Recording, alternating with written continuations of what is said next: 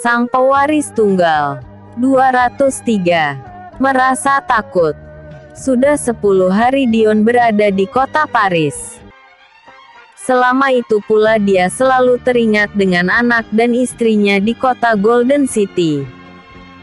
Di sela-sela kesibukannya tersebut, Dion selalu menyempatkan diri untuk menghubungi istri dan anaknya itu melalui sambungan video.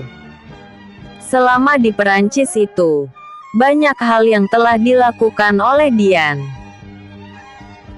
Semua yang direncanakan olehnya, 90%-nya sudah terlaksana dengan baik, kecuali bagian merekrut warga asli Perancis agar mau bergabung dengannya, karena masalah itu masih dalam proses perekrutan. Hari ini adalah jadwal bagi Dion dan orang-orangnya itu untuk kembali ke kota Golden City. Tapi sebelum dia kembali pulang tersebut, sekali lagi Dion mengecek kesiapan anak buahnya dalam menghadapi permasalahan yang mungkin akan muncul sepeninggalnya itu. Aku sangat berharap pada kalian, terutama pada para pengawal yang ada di sini, agar selalu bekerja sama dan saling menghubungi jika ada gangguan sekecil apapun.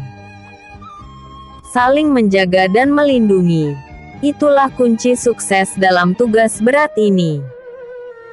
Oleh karena itu, lakukan tugas kalian dengan baik, dan jangan sampai kecolongan walau sekecil apapun. Setelah bertugas selama 6 bulan, kalian boleh libur dan pulang untuk sementara ke negara kita, tapi secara bergantian. Khusus untuk Robin, Langit, Awan dan Bumi, serta Erik Anjani dan lain-lain. Tugas kalian sangat berat di sini. Jangan biarkan gangguan sekecil apapun terjadi, dan tanpa ada usaha kalian untuk mengatasinya, atau terkesan melakukan pembelaran. Jika ini terjadi, aku tidak akan segan-segan untuk memberikan hukuman berat pada kalian, karena keselamatan orang-orangku, juga termasuk kalian, adalah hal yang paling utama bagiku. Ucap Dion berapi-api. Tak lama sesudah itu, Dion melangkahkan kakinya menuju ke mobil yang akan membawanya ke bandara. Di waktu yang sama, mansion mewah milik Adeline saat ini sedang kedatangan 2 orang mata-mata yang sengaja ditugaskan untuk mengawasi gerak-gerik orang-orangnya Dion. Sejak dari awal, Adeline dan Tommy sudah mengetahui bahwa Dion dan orang-orangnya sedang berada di Paris untuk membuka perusahaan baru. Oleh karena itu, Tommy untuk sementara tidak berani berbuat macam-macam. Dia sangat berpesan sekali pada anak buahnya agar tidak mencari masalah dengan mereka. Lapor bos. Orang yang bernama Dion itu saat ini sudah meninggalkan Paris dan sedang dalam perjalanan menuju bandara. Apa yang harus kami lakukan? Tanya salah seorang mata-mata itu. Untuk sementara, biarkan saja dia hidup, karena kekuatan kita belum cukup. Tapi jika lain kali dia datang ke sini lagi, baru kita bertindak dan memberikan pelajaran keras padanya. Jawab Adeline tanpa ragu-ragu lagi. Baik bos. Jawab keduanya serempak, sambil menundukkan kepalanya sedikit ke arah Adeline. Saat mereka mengucapkan kata-kata itu, Tommy beserta bodyguard-nya datang dan menghampiri Adeline yang sedang berhadapan dengan anak buahnya tersebut. Aku sudah tahu tentang Dion itu. Sekarang dia sedang berada di bandara, menunggu pesawat yang akan membawanya kembali ke Indonesia. Ucap Tommy mendahului istrinya itu. Apa tidak sebaiknya kita hadang perjalanannya, agar dia tidak bisa kembali ke negaranya? Tanya Tommy terkesan terburu-buru. Kau ini pandai atau bodoh? Sudah tahu kekuatan kita belum bangkit, tapi sudah mau melawan monster. Mencari mati saja, hardik Adeline kasar. Kalaupun kau ingin membalas dendam, tunggulah kekuatan kita kembali, atau setidaknya menyamal kekuatannya. Baru kau boleh bertindak sesuka hatimu. Tapi untuk saat ini, lebih baik kita diam saja dulu, sambil membangun kekuatan kita secara perlahan. Kedatangan Dion ke kota kita ini hanya sekadar untuk membuka perusahaan baru. Tapi di balik itu semua, aku yakin ada misi tersembunyi yang sedang dia rencanakan. Melalui orang-orangnya, aku yakin dia sedang mengawasi kita. Respon Adeline merembet kemana-mana. Apa yang kau katakan itu benar. Aku juga punya pemikiran seperti itu. Oleh karena itu, kita harus berhati-hati dalam bertindak, dan jangan sampai ceroboh. Balas Tommy membenarkan ucapan istrinya tersebut. Kemudian kembali bersikap tegas, walau masih duduk di atas kursi rodanya tersebut. Semua yang ada di sini dengarkan baik-baik. Sampai setahun yang akan datang, atau menunggu kekuatan kita pulih kembali, baru kita boleh mencari urusan dengan orang-orang Dion itu. Ucap Tommy pada anak buahnya itu. Lagi pula aku yakin, dengan kekuatan, kekayaan serta pengaruhnya itu, Dion akan mencari orang-orang Perancis untuk direkrut menjadi orang-orangnya. Jika ini terjadi, maka kita akan semakin kalah jauh dari si Dion itu. Ditambah lagi, orang-orang yang dibawanya tersebut sangat banyak sekali. Sedangkan kita, separuhnya saja belum. Oleh karena itu, sampaikan berita ini kepada seluruh kawan-kawan kalian yang ada, agar untuk sementara, tidak mencari masalah dengan orang-orangnya Dion. Biarkan mereka bekerja dengan tenang. Jangan ada pergerakan apapun yang bisa membuat mereka curiga dan bangkit melawan kita. Baru setelah mereka lengah dan kekuatan kita separuhnya sudah bangkit, secara perlahan kita mencoba untuk bersaing dengan mereka untuk merebut pengaruhnya di kota Paris tercinta ini. Ucap Tommy berapi-api, padahal tadi barusan diceramah oleh istrinya itu. Distrikmu Kabupaten L, Provinsi SS. Di suatu pagi yang teramat cerah. Setelah sekian lama, apa yang telah kau lakukan Jasmine? Bukankah tindakanmu itu bisa mencelakai kita semua? Bentak Danish marah. Ayah diam saja. Lagi pula sekarang ini, aku sudah mempunyai pendukung kuat. Berapapun yang aku minta, dia akan sanggup memberikannya padaku. Jawab Jasmine tegas, dan tidak lagi membahasakan diri dengan menyebutkan namanya saja, tetapi sudah berubah menjadi aku. Orang itu mau memberikan bantuan padamu, karena ada maunya. Sanggah Danish sengit. Aku tidak peduli apapun yang dia inginkan. Yang penting, aku bisa mendapatkan uangnya untuk membiayai keinginanku itu. Jawab Jasmine seperti sudah lupa jati dirinya tersebut. Kenapa kau sangat terobsesi sekali untuk membalaskan dendammu itu Jasmine? Tanya Danish penasaran. Karena aku merasa sangat terhina sekali. Dan aku belum merasa puas jika orang yang telah menghinaku itu masih hidup dengan tenang. Jawab Jasmine kuat. Lagi pula, Aku ingin orang yang merebutnya itu bisa merasakan bagaimana sakitnya kehilangan seseorang yang sangat dicinta. Sambungnya lagi masih tetap berapi-api. Tapi tindakanmu ini bisa membahayakan nenek dan ayahmu. Bantah Danish juga marah. Ayah, tenang saja. Kalian berdua tidak akan ikut terlibat jika sesuatu terjadi pada Jasmine. Jawabnya enteng. Kau bisa berkata seperti itu, tapi kau tidak sadar siapa orang yang akan kau lawan tersebut. Ucap Danish masih berusaha menasehati Jasmine anaknya itu.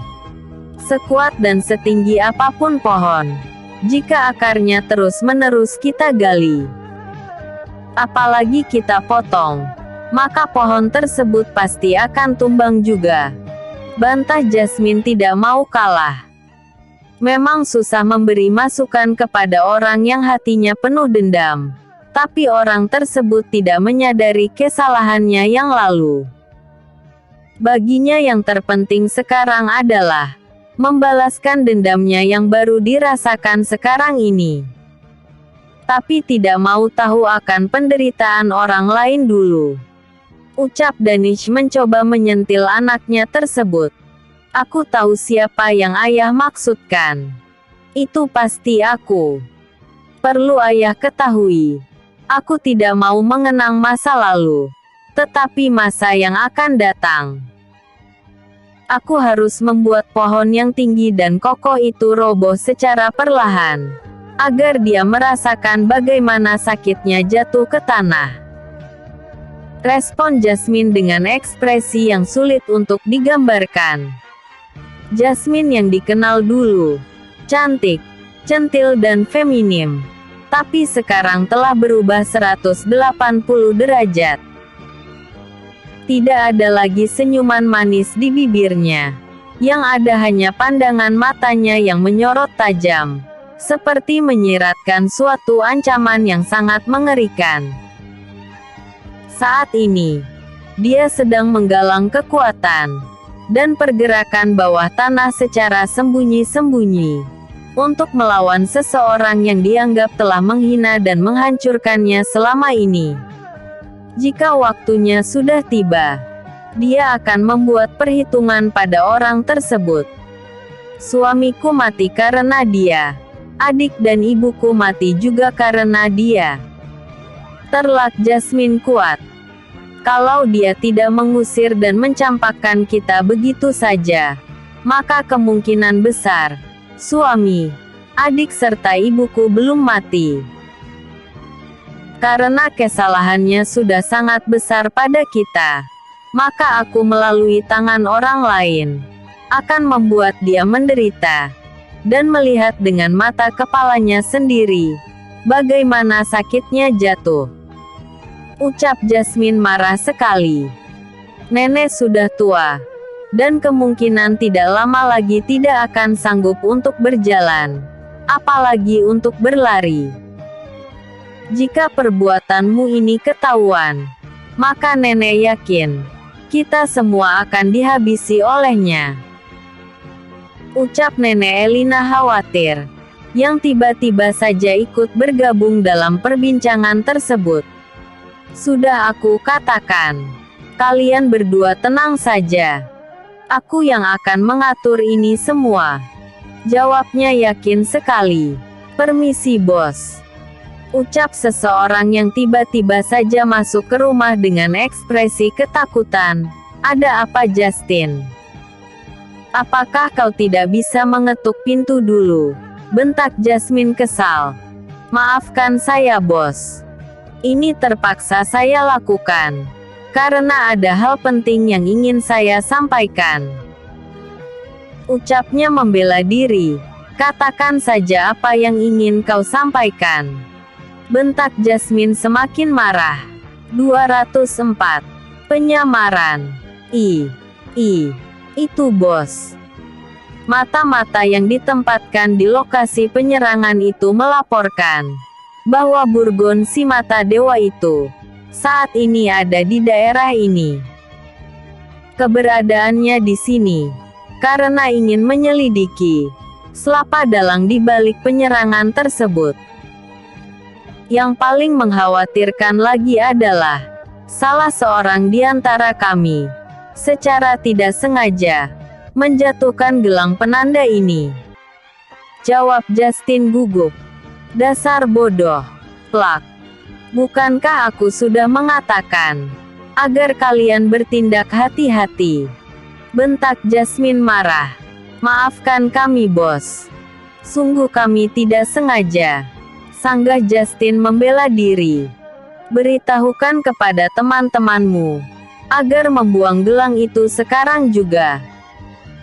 Aku tidak mau rencana kita gagal hanya karena gelang tersebut. Ucap Jasmine memberi perintah. Baik bos. Jawab Justin patuh. Walau dalam hatinya mengutuk perbuatan Jasmine tadi padanya. Dan berniat untuk tidak memberitahukan perintah Jasmine tadi. Jika bukan karena perintah Tuan Besar untuk mematuhi perempuan jalang itu, sudah lama aku ingin merobek mulutnya yang judes itu. Batin Justin dalam hati, sambil melangkahkan kakinya menjauh dari rumah Jasmine tersebut. Sialan. Aku yang melapor. Malah aku yang kena gampar. Benar-benar sial. Tutup Justin lirih sambil menoleh ke arah rumah Jasmine itu dan meludah ke arahnya. Ayah sudah bilang agar kau sudahi aksimu yang tak berguna itu Jasmine. Ucap Danish kesal. Ayah tidak mau. Kau sendiri yang akan binasa karena berani melawan Dion. Sambungnya lagi. Sudah kepalang basah ayah. Aksi sudah dimulai. Dan sudah memakan korban pula. Aku tidak akan mundur walau selangkah pun. Respon Jasmine tetap membandel. Ibu. Sebaiknya kita cepat tinggalkan rumah ini. Atau jika perlu ibu jual. Dan kita pindah ke tempat lain. Agar nyawa kita terselamatkan. Ucap Danish memberi usul pada ibunya tersebut. Ibu tidak mau. Karena ibu sudah merasa kerasan tinggal di sini. Lagi pula apa yang ditakutkan oleh orang-orang selama ini. Itu hanya mitos. Jawab ibu Danish tetap ngotot. Tapi Bull. Mitos atau tidaknya Danish tidak peduli. Yang perlu kita pikirkan adalah jika perbuatan Jasmine itu diketahui oleh orang-orangnya Dion, maka bukan hanya Jasmine saja yang akan mereka habisi, tapi kita semua. Ibu pikirkanlah baik-baik. Bantah Danish juga ngotot. Yang harus keluar dari rumah ini adalah Jasmine. Anakmu itu. Orang yang tidak berguna. Yang tahunya hanya membalas dendam saja. Dia tidak sadar bahwa apa yang telah dilakukannya dulu itu melukai hati orang lain. Jawab Nenek Elina seperti menggurui Danish anaknya tersebut. Jasmine berbuat seperti itu karena ajaran dari nenek juga. Bantah Jasmine tidak terima. Jangan kurang ajar kau. Nenek sudah tidak mau lagi berurusan dengan masalahmu. Nenek hanya ingin hidup tenang di sisa umur nenek ini. Jawab Nenek Elina marah. Tapi jika kau ingin meneruskan dendammu itu, kau pergilah dari sini dan hapus jejakmu. Jangan sampai ketahuan bahwa kaulah pelaku pembunuhan orang-orangnya Dion itu. Jika Jasmine mati, maka kita harus mati bersama. Balas Jasmine sekenanya. Dasar anak gila. Kau ingin mengajak orang tuamu mati bersama. Padahal yang melakukan itu adalah kau. Dan kenapa harus kau timpakan kepada kami? Teriak Danish sangat marah sekali. Ah sudahlah. Aku mau tidur saja. Dan jangan ganggu istirahatku. Jawab Jasmine sudah tidak mengenal sopan santun lagi. Kemudian berlalu begitu saja memasuki kamarnya. Dasar gila. Ibu pikir setelah sekian lama, hidup kita akan damai. Tapi tidak disangka, Jasmine malah menyulut apel dendam. Dan akan membuat kita mati terbakar karenanya. Respon Nenek Elina keheranan. Tidak mengerti jalan pikiran cucunya tersebut. Makanya Bul, mari kita pindah dari tempat ini saja. Danish khawatir kita akan turut menjadi korban. Ucap Danish masih mencoba membujuk ibunya untuk pindah. Kalau kita mau pindah kemana Danish?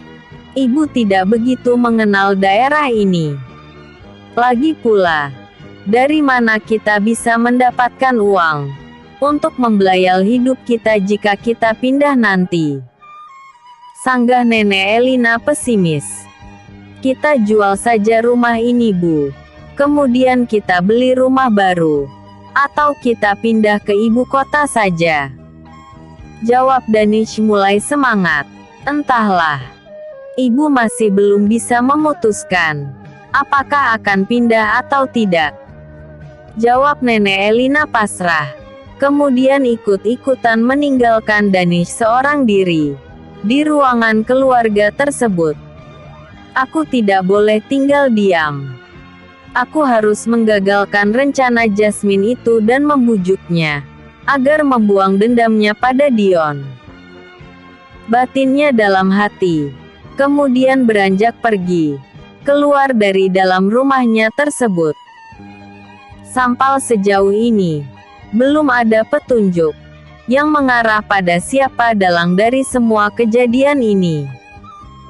Jika terus dibiarkan, maka akan menjadi presiden buruk bagi tim kita. Dan jika ini diketahui oleh Tuan Besar, bahwa kita sampai saat ini belum juga bisa menemukan dalangnya, aku khawatir Tuan Besar akan menghukum kita. Ucap Burgon merasa khawatir. Bagaimana kalau kita melakukan penyisiran lokasi bos? Siapa tahu bisa mendapatkan petunjuk. Jawab seorang mata-mata memberi usul. Usulmu boleh dicoba, tapi jangan terlalu memaksa. Respon Burgon sedikit pesimis. Kemudian secara serentak, seluruh mata-mata itu menyisir tempat-tempat yang dicurigai sebagai markas kelompok penyerang tersebut. Walau itu sangat tidak mungkin.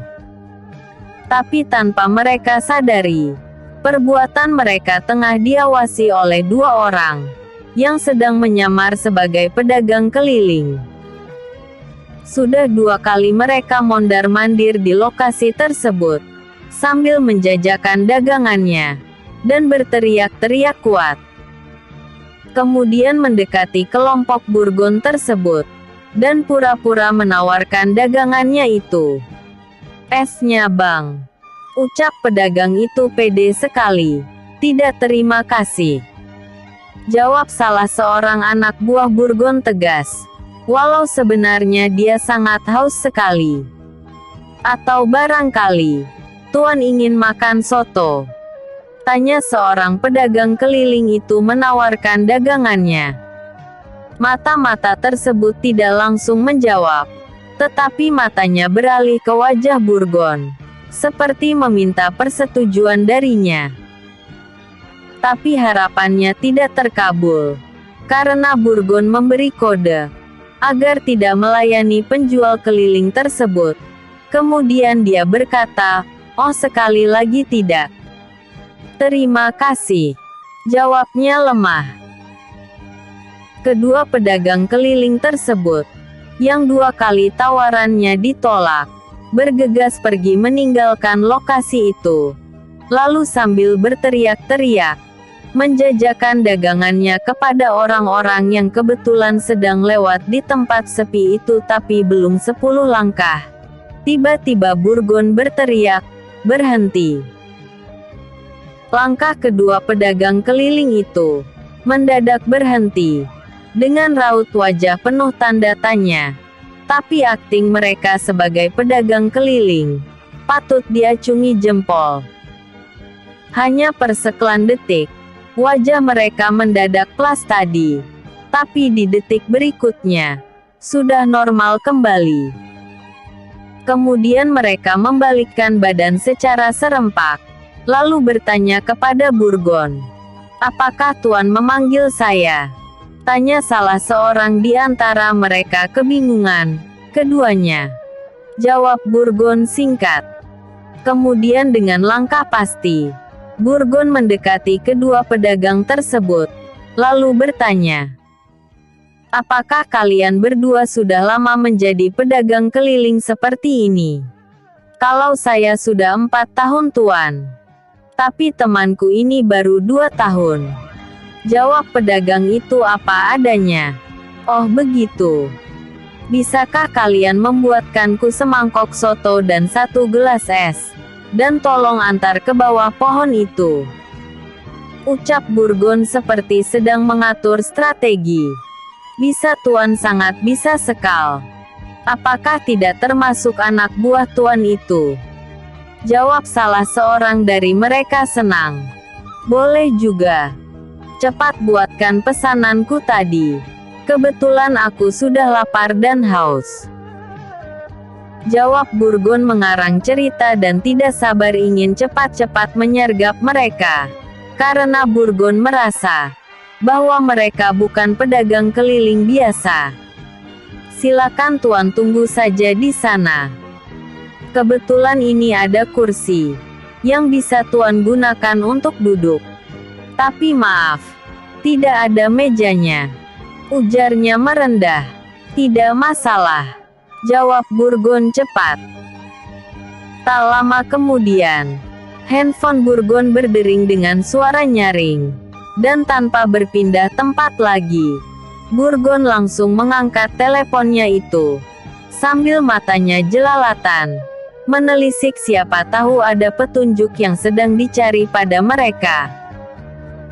Tiba-tiba mata Burgon tertuju kepada gelang hitam yang dipakai oleh seorang tukang soto tersebut. Ketika tangannya terangkat untuk mengambil sesuatu di rak gerobaknya itu, tanpa disadari oleh tukang soto tersebut, baju lengan panjang yang dikenakannya itu tertarik ke bawah ketika dia mengangkat tangannya. Kesempatan itu digunakan oleh Burgon untuk meneliti apakah gelang yang dipakai oleh pedagang itu sama seperti gelang yang ditemukan oleh anak buahnya belum lama ini. Tetapi Burgon hanya diam saja, malah berpura-pura mengajak tukang soto itu untuk berbincang-bincang, sambil tangannya memberi kode kepada anak buahnya untuk membuat formasi.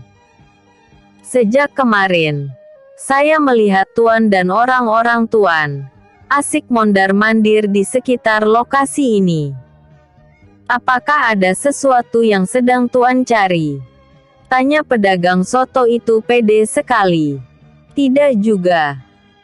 Kebetulan jam tangan anak buahku itu semalam terjatuh di sini.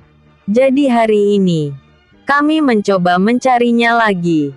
Siapa tahu jam tersebut masih ada di tempatnya," jawab Burgon lagi-lagi mengarang cerita.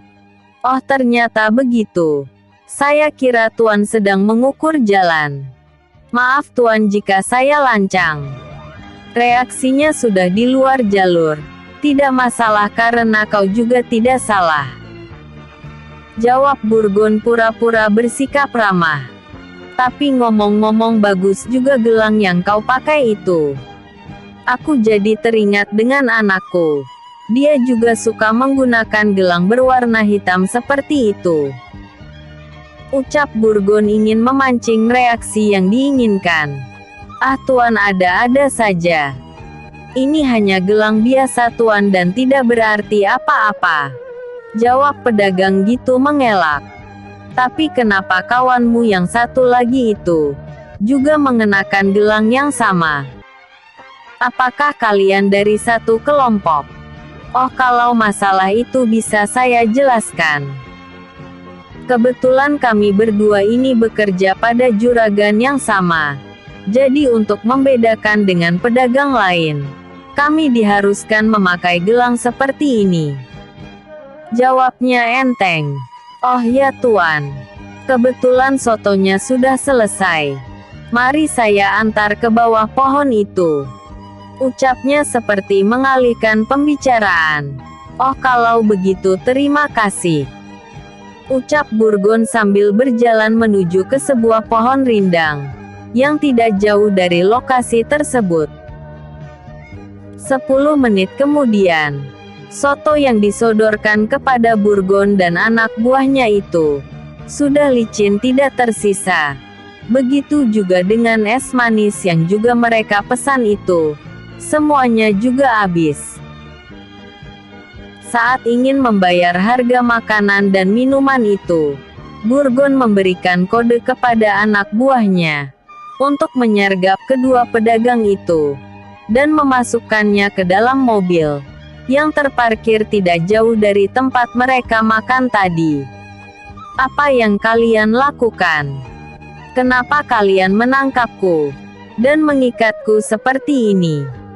Tanya salah seorang dari pedagang tersebut keheranan. Diam atau mati. Jawab Burgon tegas. Apakah kau mengenal gelang ini? 205. Diperalat. Bagaimana gelang itu ada pada Tuan? Tanya pedagang keliling itu gugup. Nanti saja aku jawab. Atau setelah anak buahku menguliti tubuhmu. Jawab Burgon sekenanya saja. Tunggu. Kemarin temanku dirampok di sekitaran sini. Sampai mendapat banyak luka. Jangan-jangan kalian pelakunya? Tanya penjual soto itu mengarang cerita. Dan malah menuduh kelompok Burgon yang melakukannya. Buk. Gegehah. Keluh penjual soto itu kuat. Akibat perkataannya itu, bogem mentah mendarat di perut pedagang tersebut, hingga membuat tubuhnya membungkuk ke arah Burgon. Saat posisinya seperti itu, sebuah tendangan melayang ke arah dagunya, dan membuat wajahnya seketika terangkat ke atas, lalu jatuh ke tanah dan tidak sadarkan diri lagi. Temannya yang melihat kejadian itu menjadi ketakutan. Dia tidak tahu apakah penyamaran mereka telah diketahui atau belum. Oleh karena itu, dia lebih memilih diam daripada harus kena pukul seperti itu. Jika kau banyak mulut, maka nasibmu akan sama seperti dia. Ancam anak buah Burgon dengan wajah serius. Baik, saya akan diam saja. Jawabnya gugup. Cepat angkat dan masukkan ke dalam mobil. Bawa mereka ke markas kita. Perintah Burgon tegas. Siap bos. Jawab sebagian mereka secara serempak. Kemudian mengangkat tubuh pedagang itu ke dalam mobil. Sementara yang satunya lagi tanpa diperintah 2 kali, langsung masuk ke dalam mobil juga. 2 gerobak dagangan tersebut ditinggal begitu saja di pinggir jalan, tapi tidak ada orang yang mengganggunya. 1 jam kemudian, baru terjadi keanehan. 2 gerobak yang tadinya terparkir itu, sekarang sudah raib entah kemana. Markas Pusat Intelijen, Kota P Provinsi SS1. 2 orang pedagang yang beberapa jam lalu disergap oleh kelompok Burgon, saat ini telah berada di markas pusat mereka. Kedua pedagang tersebut dimasukkan ke dalam ruang interogasi untuk diambil keterangannya. Simbol yang ada di gelang ini mengindikasikan kepada nama seseorang yang tentunya sangat kalian kenal. Aku hanya bicara 1 kali. Jawaban salah, 1 jari akan hilang. 2 kali salah, 1 lagi yang akan terputus. Dan begitu seterusnya. Jadi jawablah dengan jujur. Siapa orang yang berinisial M itu? Tanya Burgon dengan intimidasi yang sangat mengerikan. Penjual soto yang ditanya tersebut tidak mau menjawab.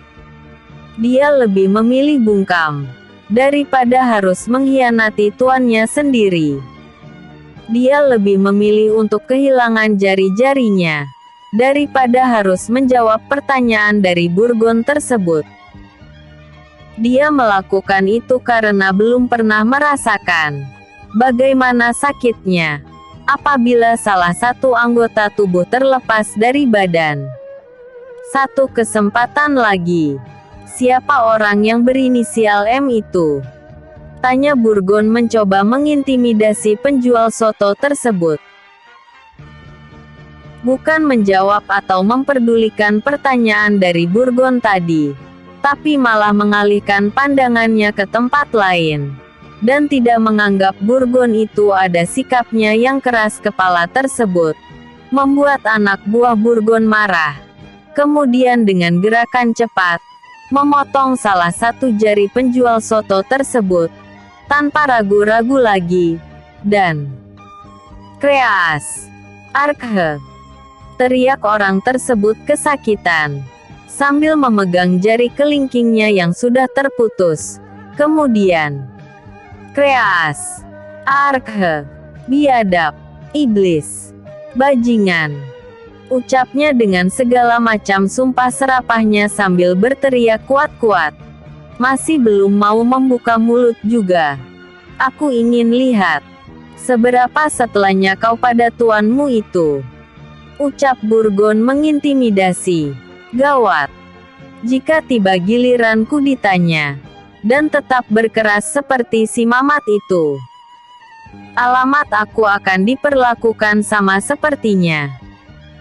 Batin Roni ketakutan ketika melihat dan menyaksikan bagaimana orang-orang tersebut menyiksa temannya saat diinterogasi. Potong kedua telinganya karena tidak mendengar pertanyaanku. Perintah Burgon tegas dan tidak main-main lagi. Kreas, kreas, arkhe, teriak Mamat.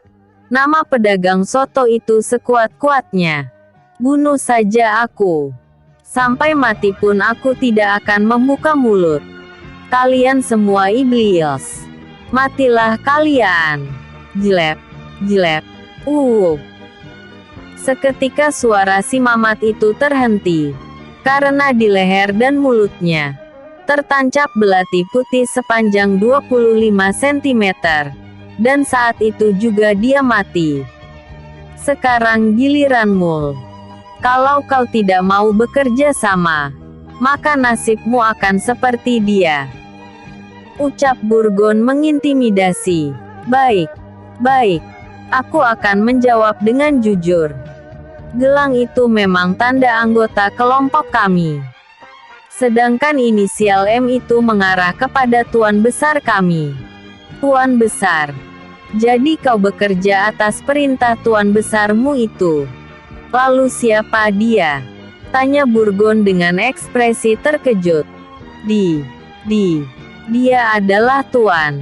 Jelep. Arkhe. Kenapa? Lep. Ark. Aku tidak suka jawaban menggantung seperti itu. Bentak Burgon marah. Siapa M itu? Jawab. Teriak Burgon dengan suara kuat, sambil mengangkat belatinya ke atas, dan seolah-olah ingin menusukkannya ke mulut orang tersebut. Melviano. Jawab Roni ketakutan. Apakah kau sedang tidak membohongiku? Tanya Burgon terkejut. Tidak tuan. Itu memang inisial dari tuan besar kami. Jawab Roni apa adanya, sambil menahan sakit. Akibat kedua pahanya ditusuk dengan belati tajam oleh Burgon. Ternyata orang lama. Saingan bisnis yang sangat membenci Tuan Birawa. Aku harus segera melaporkannya kepada tuan besar. Dan ini tidak bisa dibiarkan. Guman Burgon lirik.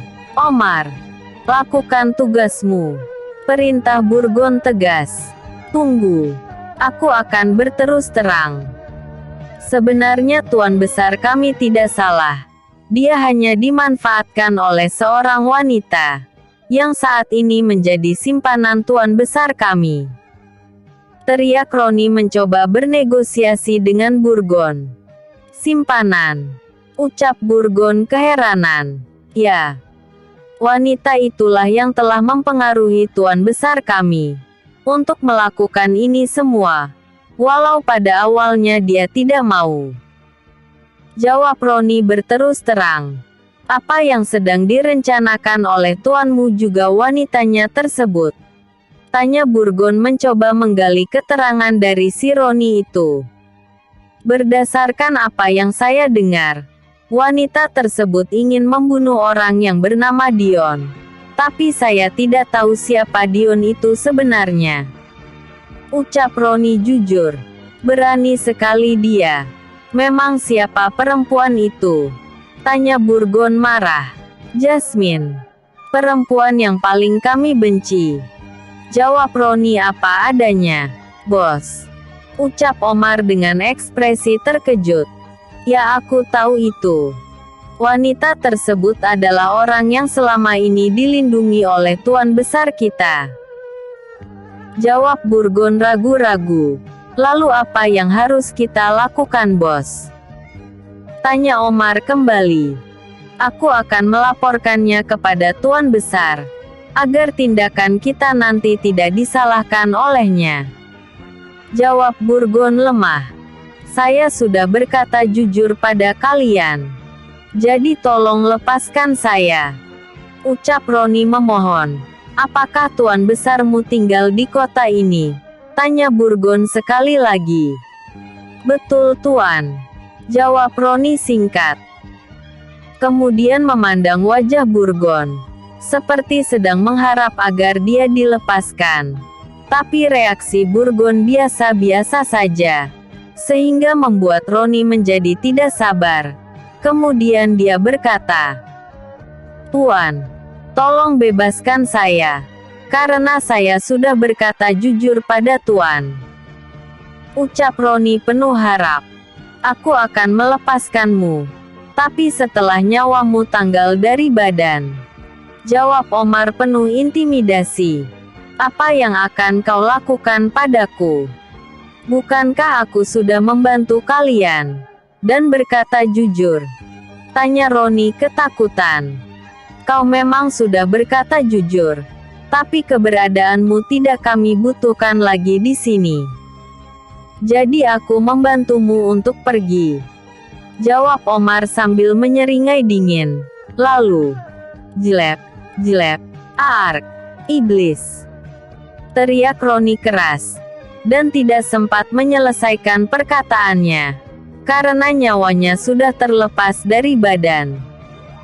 Masukkan tubuh-tubuh yang tidak berguna ini ke dalam karung, dan kirim ke rumah Jasmine. Sekarang, perintah Burgon tegas. Baik bos. Respon Omar cepat. Kemudian mengajak 7 orang kawan-kawannya itu untuk mengangkat tubuh Roni dan memasukkannya ke dalam karung. 5 jam, lebih 15 menit kemudian, tubuh Mamat dan Roni sudah berada di depan rumah Nenek Elina, dan masih terbungkus dalam 2 karung besar. Saat itu waktu baru menunjukkan pukul 7.53 malam. Tiba-tiba saja datang 7 orang lelaki dengan memakai penutup kepala ke rumah Jasmine, dengan membawa 2 karung besar, dan langsung melemparkannya ke arah teras rumah Jasmine tersebut. Kedatangan mereka disaksikan oleh Danish dan Nenek Elina, sementara Jasmine saat itu pergi entah kemana. Apa yang kalian lakukan? Kenapa kalian membuang sampah ke rumahku? Tanya Nenek Elina marah. Itu oleh-oleh untuk Jasmine, karena dia yang telah memesannya kemarin. Kalian tidak perlu membayar lagi, karena sudah dibayar lunas olehnya. Jawab Omar Kak. Permisi. Ucap Omar lagi dan bergegas pergi. tanpa menghiraukan keheranan dan kemarahan Nenek Elina tersebut. "Danish, coba kau periksa. Apa isi karung itu? Sepertinya berisi sesuatu yang berat," perintah Nenek Elina pada anaknya itu. Tanpa menjawab atau mengiyakan, Danish segera mendekati karung-karung tersebut, kemudian membukanya secara tergesa-gesa. Tapi alangkah terkejutnya dia, begitu melihat di dalam karung itu, bukan berisi barang, tetapi berisi jasad yang sudah tidak bernyawa lagi. "Kurang ajar. Manusia biadab mana yang telah melakukan ini?" teriak Danish dengan ekspresi terkejut, sambil mundur beberapa langkah menjauhi kedua karung itu.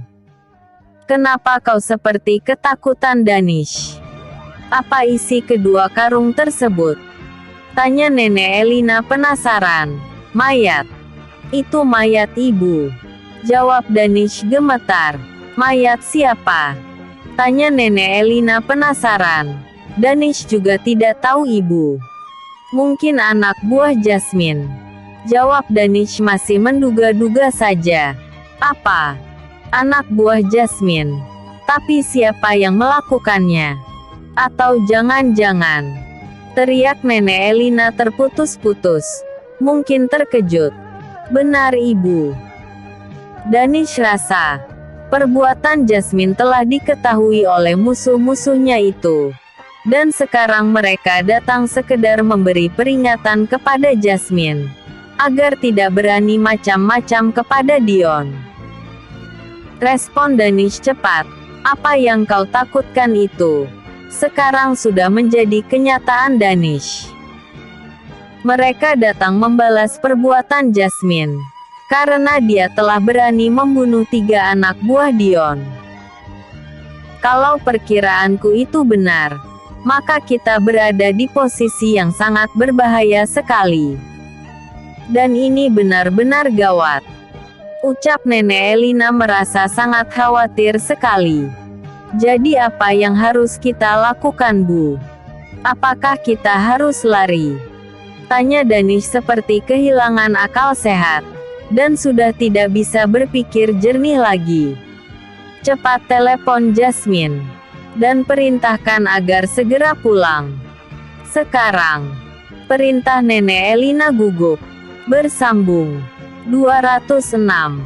Ketakutan.